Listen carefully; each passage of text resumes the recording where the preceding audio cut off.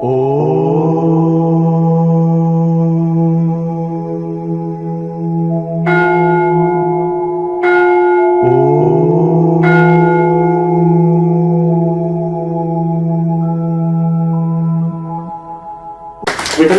గారు అమూల్యమైనటువంటి విషయాలు చెప్తారు. సాధనలోని విషయాలు, నేర్చుకున్న విషయాలు, క్రియాయోగం ఎలా ఉపయోగపడింది చెప్తారు.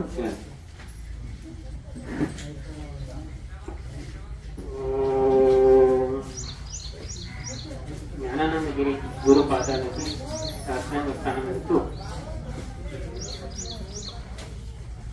ఈ శరీరం పేరు విఠలాచారి. యాక్చువల్ నేను ప్రైవేట్ ఎంప్లాయీని.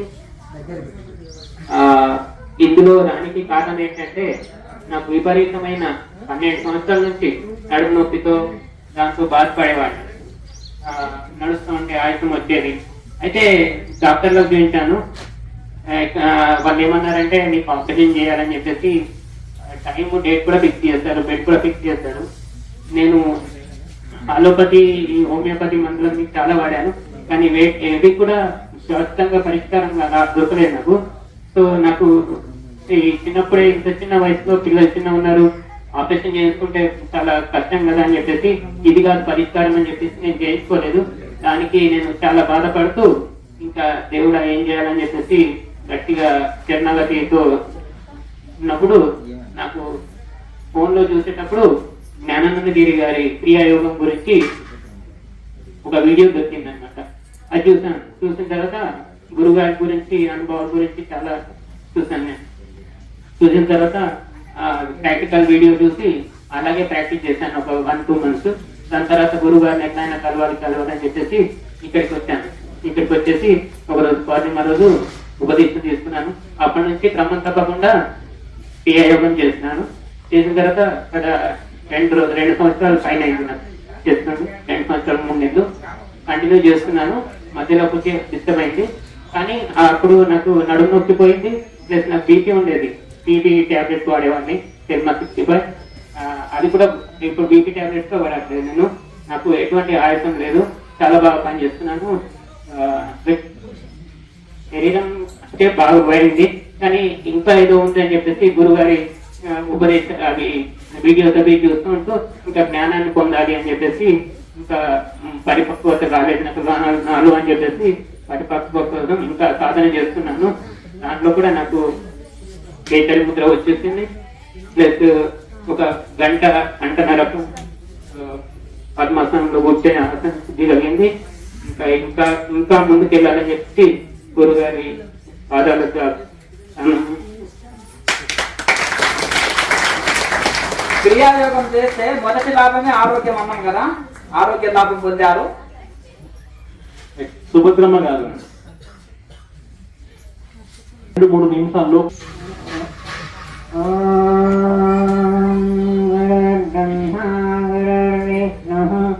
గురుదేవో మహేశ్వరః గురు సాక్షాత్ పరబ్రహ్మ తస్మై శ్రీ గురవే నమః. అఖండమండలాకారం వ్యాప్తం యేన చరాచరం తత్పదం దర్శితం యేన తస్మై శ్రీ గురవే నమః. మాతృవత్కారయత్రీ చ పితృవత్ మాతదర్శిక నమోస్తు గురు సత్తాయే శ్రద్ధా ప్రజ్ఞాయుతాయ చ.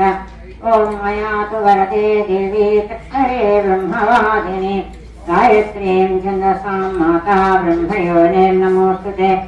ఓం శ్రీ గాయత్ర్యై నమః. ఓం భూర్భువస్వః తత్సవితుర్వరేణ్యం భర్గో దేవస్య ధీమహి ధియో యో నః ప్రచోదయాత్. ఓం త్ర్యంబకం యజామహే సుగంధిం పుష్టివర్ధనం ఉర్వారుకమివ బంధనాత్ మృత్యోర్ముక్షీయమామృతాత్. మాది అమలాపురం దగ్గర రంగాపురం గ్రామం అండి. మేము గాయత్రి పరివార సభ్యులు. ముందు వేదమూర్తి తపోనిష్ట యుగద్రష్ట పండిత్ శ్రీరామ్ శర్మాచార్య వారి ఆశ్రమంలో దీక్ష తీసుకుని గాయత్రి మంత్ర దీక్ష. ఆయన శిష్యుడైన రామానంద స్వామి దగ్గర నేను మొదటి గాయత్రి మంత్రం చేసుకున్నాను. ఆ స్వామి శ్రీరామచర్మాచార్య వారి పాదుకు తెచ్చి మా ఇంట్లో పెట్టారు. అక్కడ గాయత్రి పీఠ అని చెప్పి చరణపీఠం అని పెట్టారు. అది నాడు పీఠంగా మారింది. 30 సంవత్సరాలు మేము రోజు గాయత్రి యజ్ఞం చేస్తాము. తర్వాత రోజు సత్సంగం ఉంటుంది.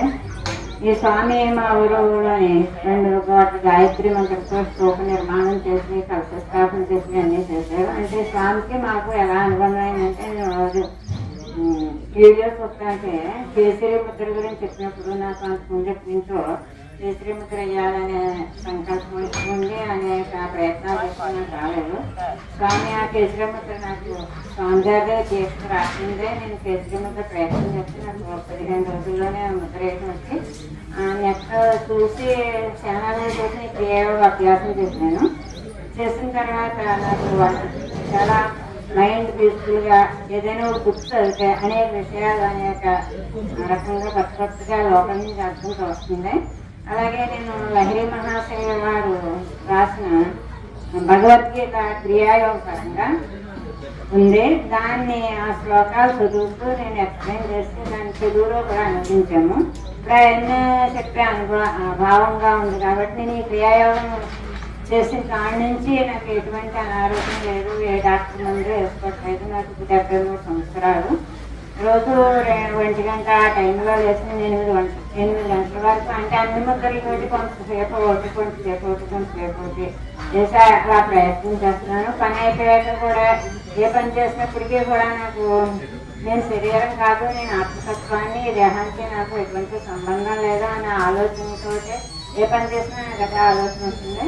ఇంకా నేను ఇంకా నిర్వికల సమాధికి వెళ్ళాలని స్వామి అనుగ్రహంతో బాహ్య వ్యవహారాలన్నీ వదిలే ఆత్మీయంగా లయమవ్వాలని ఒక సంకల్పం ఉంది. తర్వాత స్వామి ఇప్పుడు భగవద్గీతని కేఎంసీ ఛానల్లో చెప్పమంటున్నారు. నువ్వు ప్రయాణకాలేన సాధ్యమైన భక్త్యాయుక్తో యోగ బలేన సేవ ధ్రువమధ్యేత మావేశ సన్యాసం పరం పురాణం ఉపయోగించాం అనే ఆ శ్లోకానికి క్రియాయోగానికి మన ప్రయాణకాలం వచ్చిందనుకోండి.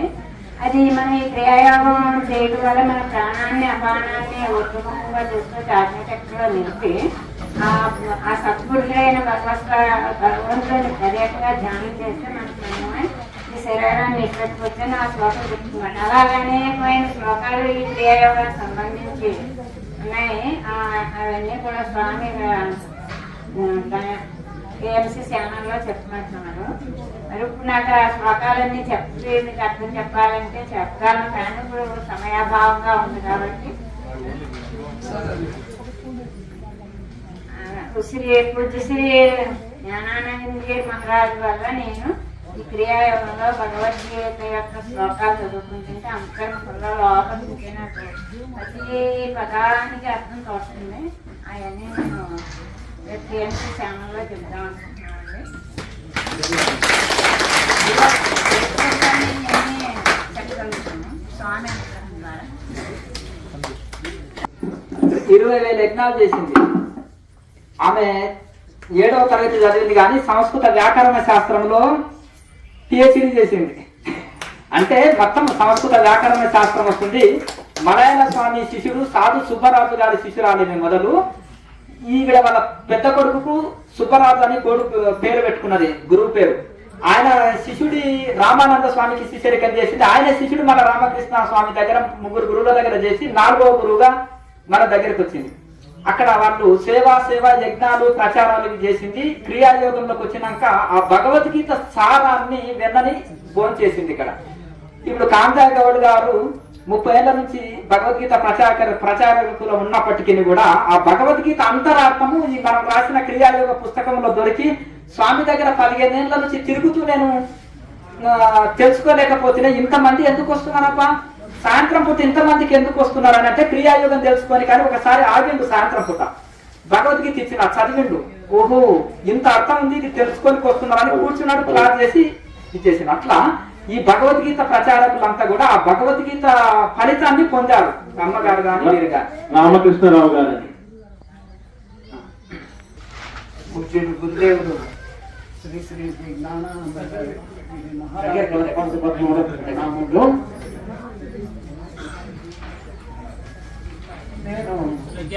చిన్నప్పటి నుంచినే ఎన్నో ఆశ్రమాలు తిరిగాను. కన్యాకుమారిలో ఓంకార ధ్యానం, మరి పాఠశారథి గురువారి సహకారంతో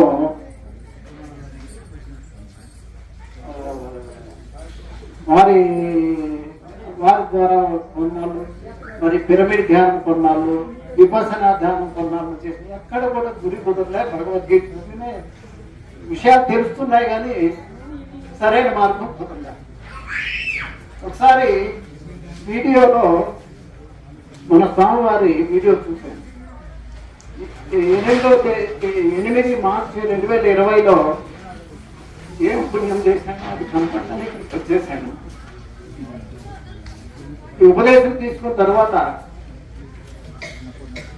నాకు ఈ భగవద్గీత, ఈ ధ్యానము, ఈ నవరంధ్రాల బంధనము, ఉదాహరణ ఆత్మాత్మానం, గురువు యొక్క ఇంపార్టెన్స్, ఇవన్నీ మిగతా ధ్యానాల్లో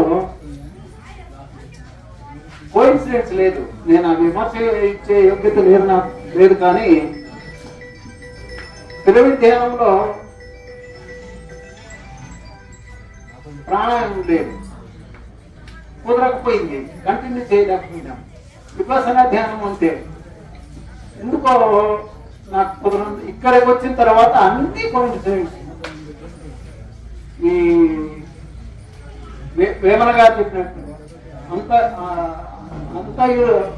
అన్ని నీవై ఉండి నీ ఆత్మ నువ్వు తెలుసుకోలేక ఉన్నావు అంటే ఎట్లా గురువు లేదు. కబీర్ గారి ముందు ఒకసారి అడుగుతారు, నీకు గురువు పక్కన ప్రత్యక్షంగా భగవంతుడు నిలబడితే ఎవరు నువ్వు అందంగా చేస్తావు అంటే గురువే. గురువు లేకపోతే భగవంతుడు. అప్పుడు మన గురువు గారు చెప్పింది ఈ విద్య అన్నిటికీ మూలము ఇదే అనేది నాకు ఇక్కడికి వచ్చిన తర్వాత, ఇది చేసిన తర్వాత గురి చాలా బాగుంది. ఇది సంపూర్ణ ఆహారము, ఏ లోటు లేదు, ఇది చేయవచ్చు అనేది. అప్పుడు జ్ఞానోదయం, ఏ పూర్వపుణ్యమో ఏమో స్వామివారి అనుగ్రహంతో ఇది కొంత కాకపోతే కొంత ఎక్కువ శ్రద్ధతో చేసుకుంటూ ఈనాటికి ఏ అనారోగ్యం లేదు, ఏ టాబ్లెట్ లేదు, జీవితంతో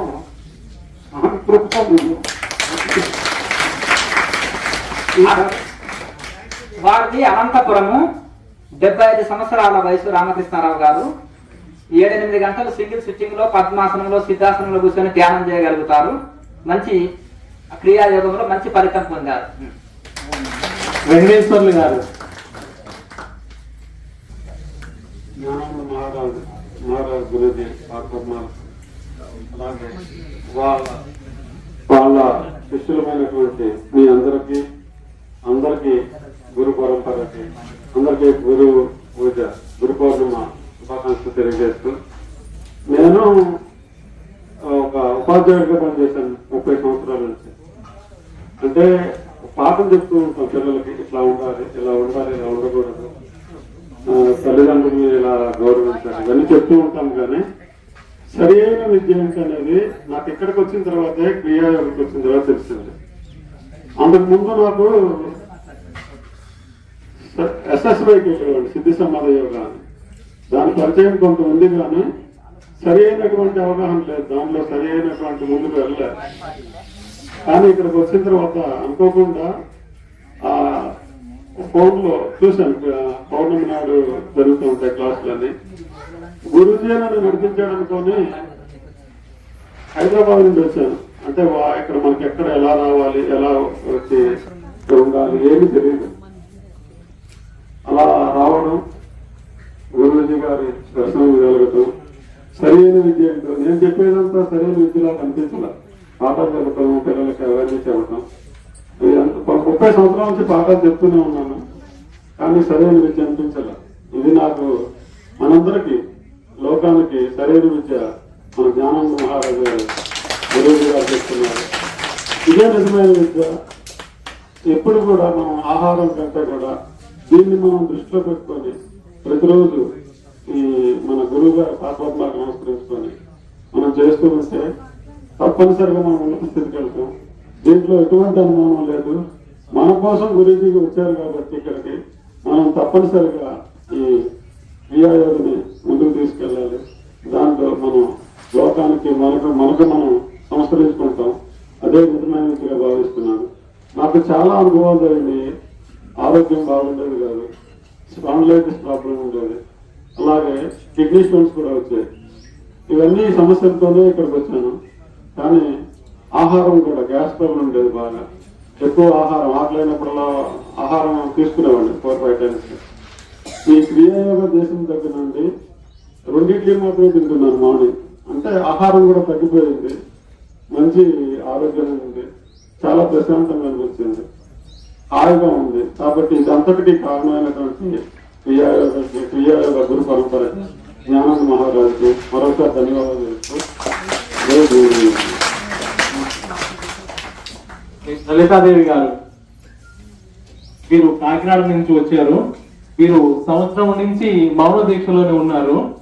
ఈ రోజు మన ఇక్కడ ఆశ్రమంలో మౌన దీక్ష విడవడానికి ఇక్కడ వచ్చారు. అందరూ ఒకసారి చప్పట్లతో ఆమెకి స్వాగతం పలకాల్సిందిగా కోరుతున్నాను.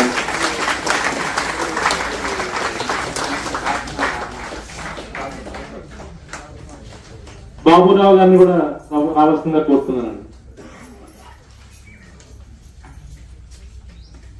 ఓంకారాన్ని ఉచ్చరించి మౌనం వదలండి అమ్మ. అమ్మగారు గతంలో 108 సార్లు ఎన్నో సార్లు మౌనం పట్టింది. 108 సార్లు అంటే 108 రోజులు ఎన్నో సార్లు మౌనం పట్టింది. ఈసారి 1 సంవత్సరం నుంచి మౌనంలో ఉన్నారు. సంవత్సరం అయిపోయింది. గురు పౌర్ణమి నాడు వచ్చేసి గురువు గారితో మాట్లాడి మౌనం వదలాలని వచ్చింది వాళ్ళు దంపతులు. వీళ్ళ కుమారుడు కూడా లాహిరినాథ్ అని పెట్టుకున్నారు. చిన్నప్పుడు వాళ్ళు లాహిరి మాసే అదే జీవిత చరిత్ర చదివారు. క్రియాయోగం తెలుసుకున్న తర్వాత వాళ్ళు ఎంతో లాభం పొందారు దీనివల్ల. అలాగే ఆమె ద్రవాహారం తీసుకొని సంవత్సరం నుంచి మౌనం గురువు గారితో మాట్లాడి వదలాలని వచ్చారు. ఇప్పుడు ఓంకారాన్ని ఉచ్చరించి మొదలు బాబాజీ పేరు, మహోతార బాబాజీ పేరు ఉచ్చరించి మాట్లాడుతుంది. ఓంకారాన్ని ఉచ్చరించండి. పర్వాలేదు. మీరు ఓం అని ఉచ్చరించండి. పర్వాలేదు. అక్కడ మళ్ళీ మాట్లాడు, దగ్గరికి ఎత్తుకోండి. సంవత్సరం అయింది కదా, కంఠం అప్పుడే రాదు, కొంచెం నెమ్మది అంత ఈజీ కాదు. దగ్గర పట్టుకొని మెల్లగా మనసులో గురు పరంపరని స్మరించుకొని కంఠం దగ్గర పట్టుకొని ఓంకారాన్ని 3 సార్లు ఉచ్చరించండి.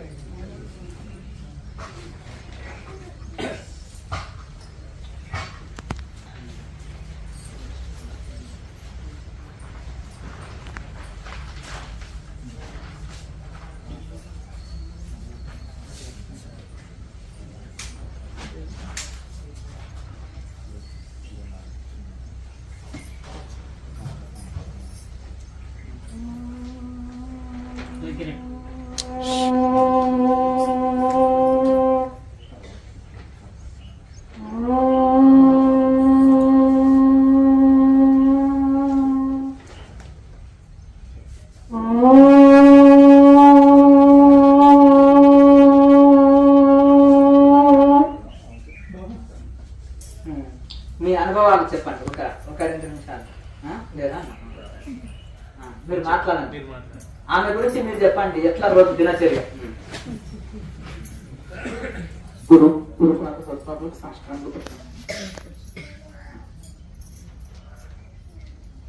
ఈ క్రియాశోధన గురువు గారు వీడియో చూసి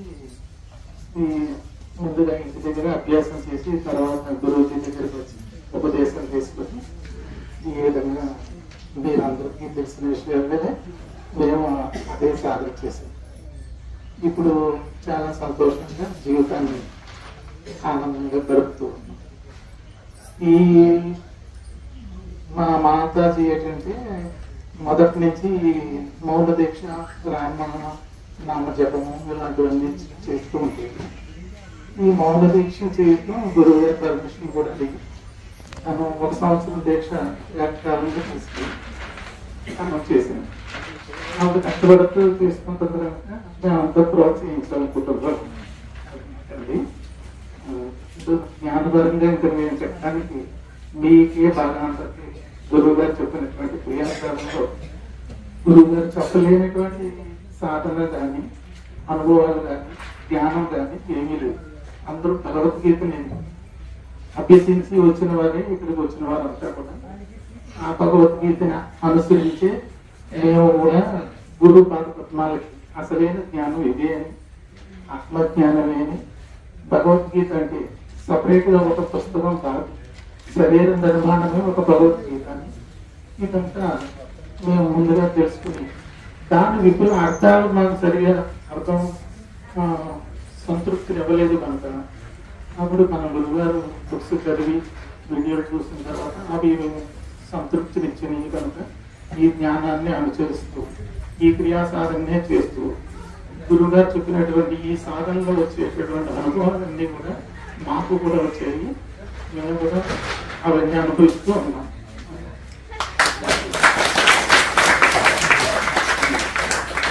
విజయలక్ష్మి గారు.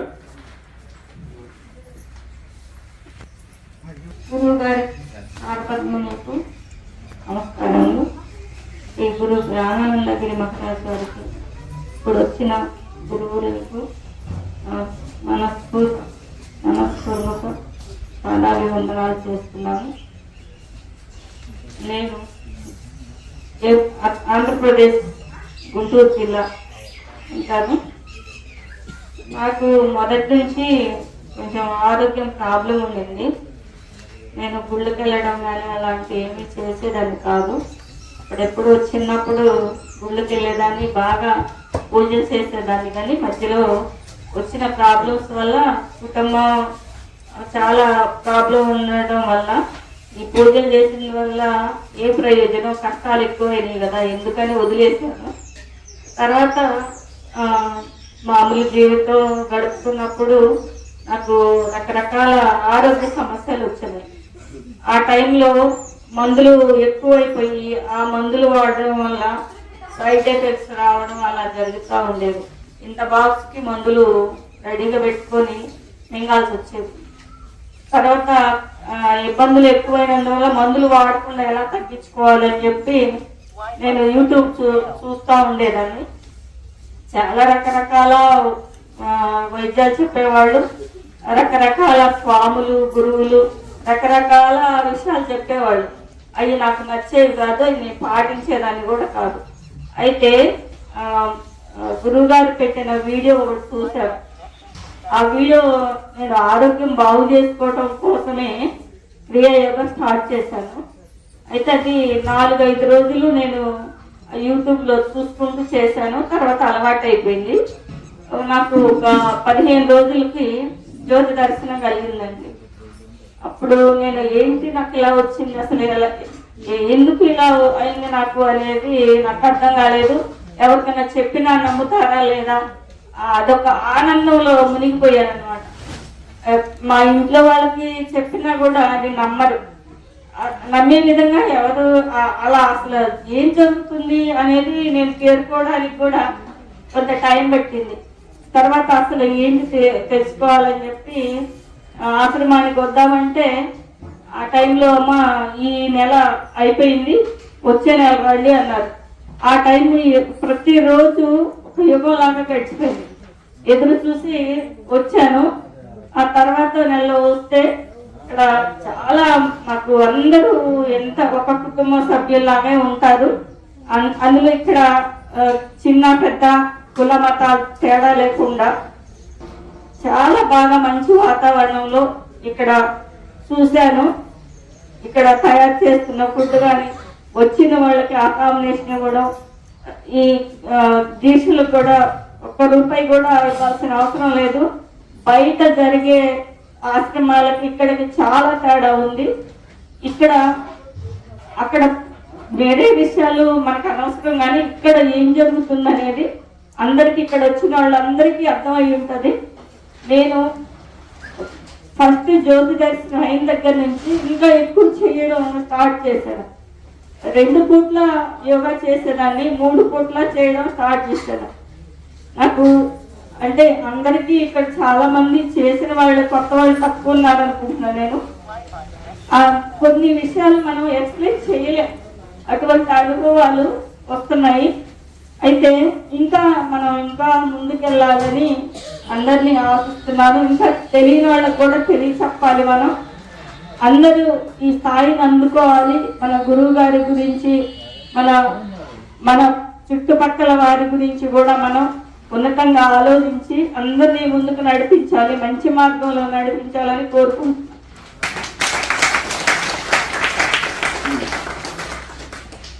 అన్నపూర్ణమ్మ గారు.